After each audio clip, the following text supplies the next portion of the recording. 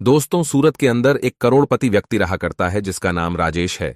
और राजेश जो कि कई कंपनियों का मालिक है और उन्होंने अपनी सारी कंपनियों पर मैनेजर कर रखे हैं। जो मैनेजर पूरा लेखा जोखा उसे घर पर ही दिखा दिया करते हैं, यानी कि रुपए पैसों को उसके पास कोई भी दिक्कत नहीं है। अच्छी तरह से उसका समय व्यतीत हो रहा है। वह घर पर अपने परिवार के साथ रहा करता है। उसका एक लड़का है जिसकी उम्र 16 साल है। एक दिन सुबह सुबह वह अपने घर के गार्डन में बैठकर अखबार पढ़ रहा था और साथ में चाय की चुस्कियां ले रहा था। तभी अचानक से उसके बेटे का एक दोस्त उससे मिलने के लिए आता है। राजेश बैठा बैठा अपने बेटे और उसके दोस्त को देख रहा था और देखने के बाद उसे अपने एक दोस्त की याद आ जाती है।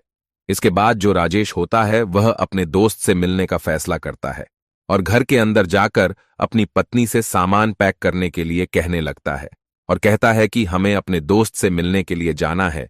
तो उसकी पत्नी उससे पूछने लगती है कि कौन सा दोस्त और किससे तुम मिलने जा रहे हो। तो वह कह देता है कि मैं अपने दोस्त मोहनलाल से मिलने के लिए जा रहा हूं। इस नाम को सुनते ही उसकी पत्नी एकदम से इस बात के लिए तैयार हो जाती है और कहने लगती है कि ठीक है, मैं सामान पैक कर लेती हूं और हम दोनों चलेंगे उनसे मिलने के लिए। पत्नी सामान पैक करने लगती है, लेकिन तभी जो राजेश होता है वह बाहर आता है और बाहर आकर अपने बेटे से भी तैयार होने के लिए कहने लगता है। अब बेटा पूछता है कि पिताजी हम कहाँ जा रहे हैं। तो वह कहता है कि एक खास आदमी है और उससे तुम्हें मिलना है। इस बात को सुनकर बेटा कहने लगता है कि पिताजी आप चले जाओ, लेकिन पिता कहता है कि नहीं बेटा, तुम्हारा उससे मिलना जरूरी है। इसके बाद बेटा भी अपने पिता के साथ जाने के लिए तैयार हो जाता है और सभी लोग तैयार होकर वहां से निकलने लगते हैं। धीरे धीरे सफर तय होता है और सफर तय करने के बाद वह लोग सीधा बिहार पहुंच जाते हैं। अब बिहार आने के बाद जो राजेश नाम का व्यक्ति होता है वह वहीं के एक नजदीकी बैंक में जाता है और बैंक से लगभग 10 से 12 लाख रुपए निकाल लेता है। में बैठने के बाद इस सफर को दोबारा से तय करने लगता है। अब जैसे ही बेटा देखता है कि पिता ने ढेर सारे पैसे निकाले हैं तो वह उससे पूछने लगता है कि पिताजी आपने इतने सारे पैसे क्यों निकाले हैं। इस बात को सुनकर पिता मुस्कुराने लगता है और कहने लगता है कि बेटा इन पैसों की जरूरत है। किसी का मुंह पर कर्ज है और उस कर्ज को मुझे चुकाना है। अब यह बात बेटे को बिल्कुल भी हजम नहीं होती है, क्योंकि उसके पिता काफी पैसे वाले थे तो उनके ऊपर किसी का कर्ज होना बिल्कुल भी पॉसिबल नहीं था। तो वो कहने लगता है कि पिताजी आप क्यों मेरी टांग खिंचाई कर रहे हो, आपके ऊपर भला किसका कर्ज है। तो वो कहने लगता है कि ठीक है बेटा, अगर ऐसी बात है तो मैं तुम्हें एक छोटी सी कहानी सुनाता हूं। उस कहानी को सुनने के बाद बताना कि मुझमें पर कर्ज है या नहीं है। तो बेटा भी इस कहानी को सुनने के लिए उत्सुक हो जाता है और मां इस बात को देखकर समझ गई थी कि अब उसका पति अपने बेटे को कौन सी कहानी सुनाना चाहता है। तो इसी वजह से गाड़ी में बैठी बैठी वो मुस्कुराती रहती है और पिता अपने बेटे को कहानी सुनाने लगता है। वह कहता है कि बेटा समय था 1990 का। 1990 के दशक में हम लोग बिहार के अंदर रहा करते थे और मेरी शादी होने वाली थी। लेकिन मेरा एक दोस्त था जिसका नाम था मोहनलाल। मोहनलाल की पहली शादी हो चुकी थी और उसको 2 बच्चे भी थे, एक लड़का और एक लड़की। बड़ा लड़का था और छोटी लड़की थी। वैसे तो मेरा नाम राजेश है, लेकिन मेरे दोस्त मोहनलाल और उसकी पत्नी मुझे प्यार से नन्हे नन्हे कहा करते थे और मुझे छोटे भाई की तरह प्यार दिया करते थे। सब कुछ अच्छी तरह से चल रहा था। मैंने पढ़ाई लिखाई कर ली थी और मैं किसी रोजगार को ढूंढ रहा था कि मुझे कोई अच्छा सा रोजगार मिल जाए जिससे मैं अपनी जिंदगी को अच्छी तरह से व्यतीत कर सकूं। उसी दौरान हमारे अड़ोस पड़ोस वाले मेरी शादी की चिंता करने लगते हैं, क्योंकि मेरे माता पिता तो मुझे बचपन में ही छोड़कर चले गए थे और उसके बाद से मैं इधर उधर अड़ोसी पड़ोसियों के यहीं पर टाइम बिताया करता था।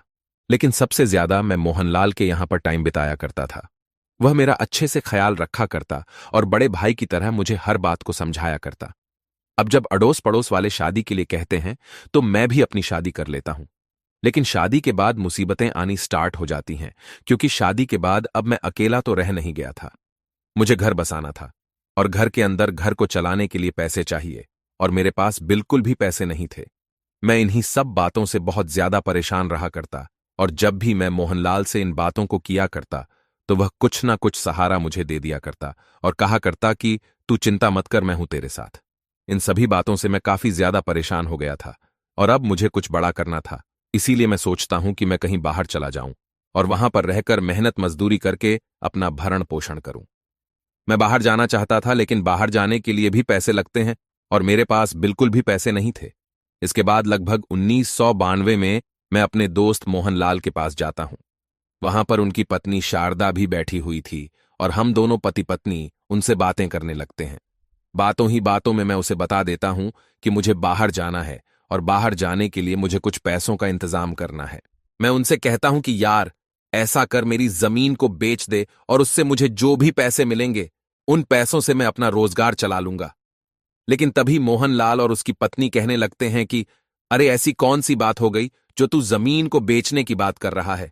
और वैसे भी उस टाइम पर जमीनों का इतना भाव नहीं था, जमीनों को लेकर भी राजी नहीं था, तो इसी वजह से वो लोग कहने लगते हैं कि तुम चिंता मत करो, तुम्हें कितने पैसे चाहिए तो मैं उनको बताता हूं। लगभग 10,000 रुपयों का इंतजाम हो जाए तो बहुत ही अच्छी बात है। उन पैसों से मैं अपना रोजगार चला सकता हूं। इसके बाद अपनी पत्नी के कुछ जेवर उसके पास रखे हुए थे। उन जेवरों को लेकर एक सुनार के पास जाता है और वहां पर 10,000 रुपए में उन जेवरों को गिरवी रख देता है और जो पैसे उसे मिलते हैं उन पैसों को लाकर मेरे हाथ में थमा देता है। अब मैं जैसे ही अपने हाथ में पैसे देखता हूं तो अपने दोस्त से पूछने लगता हूं कि कहां से लेकर आए हो, तो वह बता देता है कि इसी तरह से तुम्हारी भाभी के जेवर मैंने गिरवी रख दिए हैं और बाद में मैं पैसा कमाकर उन्हें छुड़ा लूंगा। तुम कैसी भी चिंता मत करो और अपनी जिंदगी को अच्छी तरह से व्यतीत करो। ये तुम्हारे पास पैसे हैं और इन पैसों को तुम्हें कभी भी देने की जरूरत नहीं है। मैं तुम्हारा दोस्त हूं और इतना हक तो मेरा बनता ही है। ऐसा कहकर उसने मुझे पैसे दे दिए और पैसे देकर वहां से जाने के लिए कह दिया। उसके बाद मैं अपनी पत्नी को लेकर वहां से सीधा सूरत आ जाता हूं और सूरत में आकर छोटा मोटा काम करने लगता हूं। उस काम में मैं दिन रात मेहनत करता हूं। मेहनत करने के बाद मेरा जो काम है वह अच्छी तरह से चलने लगता है। धीरे धीरे समय बीतता है और समय के साथ साथ मेरी बहुत बड़ी बड़ी कंपनी बन जाती है, जिन कंपनियों को आजकल तुम देखा करते हो, और मैं ढेर सारी तरक्की करने लगता हूं। लेकिन इन तरक्की के दौरान मैं अपने दोस्त को बिल्कुल ही भूल गया कि इस काम को चालू करने के लिए उसने मुझे पैसे दिए थे। अब जैसे ही उस दिन मैं बाहर बैठकर चाय पी रहा था और मेरा दोस्त उससे मिलने के लिए आया था, तो एकदम से मेरे दोस्त को देखकर मुझे अपने दोस्त की याद आ गई और उसके बाद मैंने फैसला किया उससे मिलने का। तो यह जो पैसे मैंने निकाले हैं, यह पैसे उसी के 10,000 रुपए के बदले निकले हैं। इन पैसों को उन्हें दूंगा और कहूंगा कि ये तेरे ही पैसे हैं जो तूने मुझे दिए थे। इस बात को सुनकर बेटा एकदम से एक्साइटेड हो जाता है और कहने लगता है कि पिताजी, आपने इस बात के बारे में मुझे पहले क्यों नहीं बताया? तो पिता कहने लगता है कि बेटा, तुम्हें कैसे बताते? हम इन बातों को पूरी तरह से भूल चुके थे, क्योंकि फिलहाल अब तक इन बातों को 20 साल हो चुके थे। 1992 में राजेश बिहार को छोड़कर सूरत गया था, लेकिन फिलहाल समय था 2012 का और पिता कहता है कि ना ही कोई हमारा संबंधी इस गांव के अंदर रहा करता है, जिसकी वजह से हमें उस गांव की याद आती रहती। तो इस बात को सुनकर जो बेटा होता है वह भी उस मोहनलाल जी से मिलने के लिए एक्साइटेड हो जाता है और वह देखना चाहता है अपने पिता के उस दोस्त को, जिस दोस्त की वजह से आज वह लोग इतनी अच्छी जिंदगी जी रहे हैं। धीरे धीरे सफर तय होता और सफर तय करने के बाद लगभग शाम के समय वह लोग उस घर के पास पहुंच गए थे। बड़ी सी गाड़ी को लेकर वह मोहनलाल जी के घर के सामने खड़े हो गए थे और यह बात देखकर गांव के कुछ लोग उस व्यक्ति की तरफ बड़ी अजीब निगाहों से देखने लगते हैं, क्योंकि मोहनलाल जी के घर की हालत काफी ज्यादा खराब थी और फिलहाल देखने से लग रहा था कि कई सालों से इसकी कोई मरम्मत नहीं हुई है। यह बात राजेश को भी महसूस होती है और इसके बाद वह अपनी गाड़ी से उतरता है और सीधा उस घर के अंदर जाने लगता है। गांव का माहौल था तो घर का दरवाजा खुला हुआ था, तो राजेश अपने परिवार को लेकर सीधा उस घर के अंदर चला जाता है। घर के अंदर मोहनलाल और उसकी पत्नी बैठकर आपस में बातें कर रहे थे, लेकिन अचानक से जैसे सूट बूट वाले व्यक्ति उनके घर में घुसते हैं तो एकदम से वो हैरान से हो जाते हैं। तभी मोहनलाल उनसे कहता है कि हाँ भाई, कौन हो और तुम इस तरह से घर के अंदर क्यों घुसे आ रहे हो? इस बात को सुनकर राजेश मुस्कुराने लगता है। इधर जो राजेश की पत्नी थी वह भी मुस्कुराने लगी थी। तभी जो राजेश होता है वह कहने लगता है कि साहब, यहां पर हमें किसी व्यक्ति से मिलना है। तो जो मोहनलाल होता है वह यह बात देखकर हैरान है, क्योंकि इस व्यक्ति के पहनावे से लग रहा था कि यह एक करोड़पति व्यक्ति है। तब भी यह उससे साफ कह रहा है, तो वह कहने लगता है कि अरे भाई, क्यों मजाक कर रहे हो साहब? तो तुम हो और हम साहब कैसे हो गए?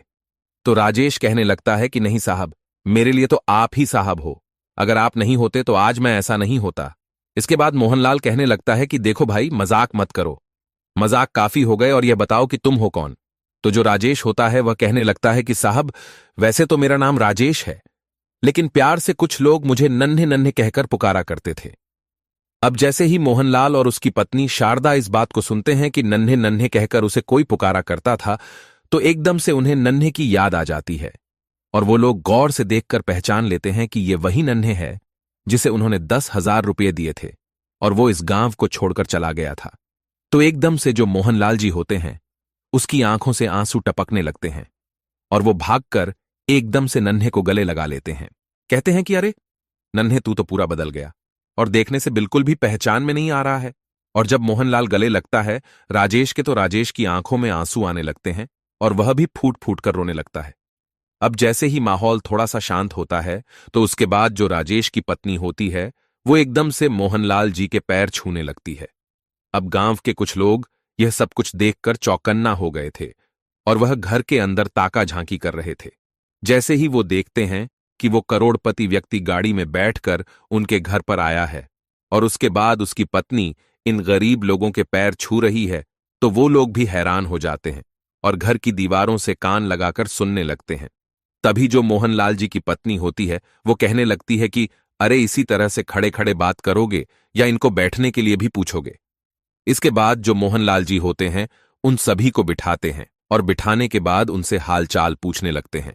तो जो राजेश होता है वह मोहनलाल जी को अपने बारे में पूरी बातें बताता है और कहता है कि गुजरात के सूरत में मेरी बहुत बड़ी बड़ी कंपनियां हैं और वहां पर रहकर मैं बहुत अच्छी जिंदगी जिया करता हूं। लेकिन तुम बताओ, तुम्हारा क्या हाल चाल है और यह आप लोगों ने अपना क्या हाल बना रखा है। इस बात को सुनकर मोहनलाल और उसकी पत्नी एकदम से खामोश से हो जाते हैं और उनके चेहरे पर मायूसी साफ साफ दिखाई देने लगती है।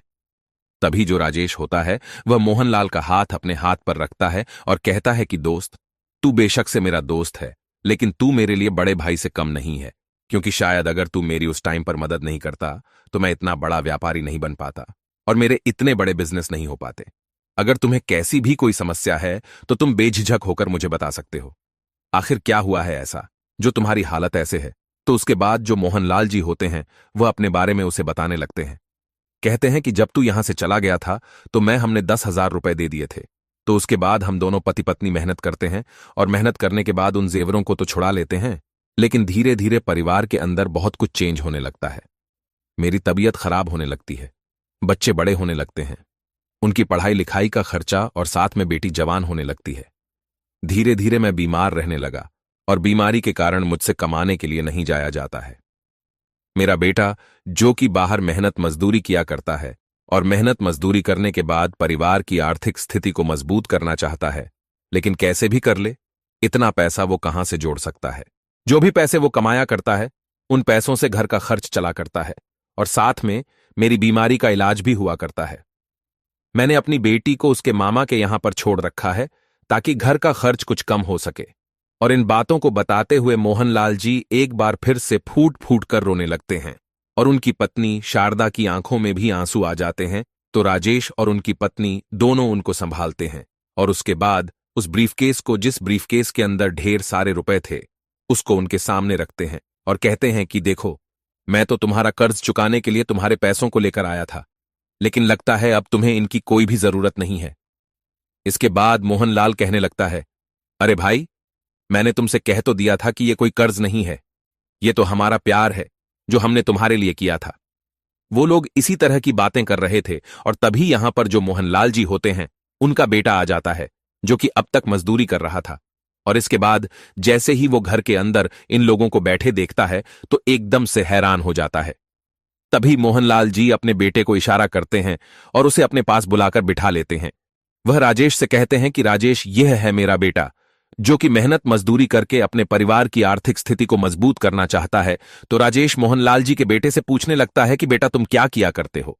तो वह कहता है कि अंकल जी, पढ़ाई लिखाई तो की थी, लेकिन परिवार की कंडीशन की वजह से मुझे मेहनत करना ही अच्छा लगा तो मैं मेहनत किया करता हूं, साथ में गवर्नमेंट जॉब की तैयारी भी कर रहा हूं। इस बात को सुनकर राजेश उसे शाबाशी देता है और कहता है कि बेटा मेहनत करते रहो, मेहनत का फल हमेशा मीठा होता है, तो जो मोहनलाल का बेटा होता है वह अपने पिता से इन सभी चीजों के बारे में पूछना चाहता है कि यह लोग कौन है और यहां पर ये क्या कर रहे हैं, और ये भाव उसके चेहरे पर साफ साफ दिखाई दे रहे थे। राजेश इन भावों को पढ़ लेता है और तभी वह मोहनलाल के बेटे को बता देता है कि बेटा, मैं जानता हूं कि तुम क्या जानना चाहते हो, और जो कुछ भी तुम जानना चाहते हो उन सभी चीजों के जवाब तुम्हें मिल जाएंगे, लेकिन उससे पहले तुम्हें मेरे साथ चलना होगा। इसके बाद राजेश उठने लगता है, लेकिन तभी मोहनलाल कहता है कि कहां ले जा रहे हो तुम इसे? तो वो कहता है कि मेरे बीवी बच्चे यहीं पर हैं, तो चिंता मत कर, तेरे बच्चे को किडनैप नहीं करूंगा, बस मुझे इससे कुछ काम है। ऐसा कहकर वो मोहनलाल के बेटे को अपने साथ बिठाता है और वहां से गाड़ी लेकर चल देता है। वह मोहनलाल के बेटे से उसके मामा के यहाँ का एड्रेस पूछता है और वहां से वो लोग सीधे मोहनलाल के ससुराल पहुंच जाते हैं और वहां से उसकी बेटी को अपने साथ लेकर वापस उसी घर में आ जाते हैं। वहां पर आने के बाद राजेश उनसे कहने लगता है कि दोस्त देखो, बहुत हो गया, अब तुम्हें इस तरह से जिंदगी जीने की कोई जरूरत नहीं है। मेरे पास ढेर सारा रुपया पैसा है, अच्छा ही बड़ा मकान बना पड़ा है सूरत के अंदर, तो अब तुम लोग मेरे साथ वहीं पर चलोगे और वहीं पर जीवन व्यतीत करोगे। यहां पर क्या है, यहां पर बच्चों को मजदूरी भी बहुत कम मिला करती है। वहां पर किसी न किसी कंपनी में तुम्हारा बेटा मेरी में काम कर लेगा और वहीं पर मेरे साथ जीवन को व्यतीत करो। मैं तुम्हारी बेटी की भी वहीं पर शादी कराऊंगा। अब ये बातें सुनकर मोहनलाल कहने लगता है कि नहीं यार, हम यहीं पर ठीक है, तू ही वहीं पर बना रह और कोई भी कैसी भी दिक्कत नहीं है। अब जो मोहनलाल का बेटा है वह अभी तक भी संतुष्ट नहीं है और उसे नहीं पता कि यह कौन है और यहां पर क्या कर रहा है, और इतना बड़ा बिजनेसमैन होकर मेरे पिता के पास क्या कर रहा है। तो उसके बाद में पूछ ही लेता है कि अंकल जी, आप हो कौन और हमें अपने साथ ले जाने के लिए क्यों कह रहे हो? तो जो राजेश होता है वह उसे बता देता है कि बेटा, मैं इसी तरह से तुम्हारे पिता का दोस्त हूं और इसी गांव का रहने वाला हूं।